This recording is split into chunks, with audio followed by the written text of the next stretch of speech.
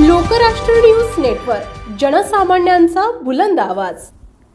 सातारा जिल्हा परिषद निवडणुकीत अगदी कमी कालावधीत कातर खटाव जिल्हा परिषद गटात उमेदवार म्हणून निसटता पराभव सहन करावा लागला तरी नाराज न होता त्यांच्या विरोधात निवडून आलेल्या उमेदवाराचं तेवढ्याच आवेशाने स्वतः पुढे जाऊन अभिनंदन करणारं मान तालुक्यातील सुपरिचित एक उमद व्यक्तिमत्व अभयसिंह जगताप यांना नशिबानं साथ द्यायचं ठरवलेलं दिसतंय।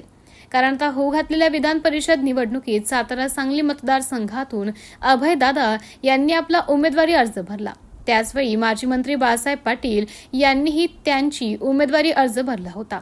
दोघांनीही राष्ट्रवादी शरद पवार पक्षातून अर्ज भरल्यानं कदाचित अभयदादांना प्रोटोकॉलनुसार अर्ज माघारी घ्यावा लागेल असं सर्वांना वाटलं।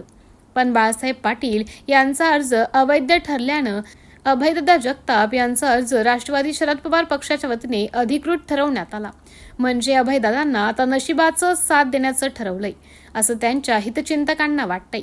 सातारा जिल्हा विधान परिषदेचे राष्ट्रवादी शरद पवार पक्षाचे उमेदवार अभयसिंह जगताप यांनी आपला उमेदवारी अर्ज भरला असून आता थांबायचं नाही अशा पवित्र्यात आहेत। एका पराभवाने माणूस कधीच संपत नाही। काळ संघर्षाचा आहेच, पण एक गोष्ट लक्षात ठेवा, मावळणारा सूर्य उगवतो सुद्धा।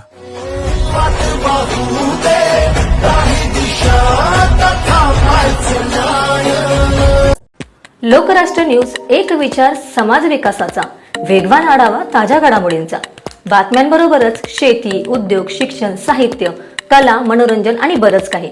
जनतेच्या सर्वांगीण विकासासाठी सदैव तत्पर असणारं, तुमचं आमचं आपलंसं वाटणारं लोकराष्ट्र न्यूज एजन्सीचं परिपूर्ण news channel Lokrashtra news network like करा, सबस्क्राईब करा आणि हो, शेअर करायला विसरू नका।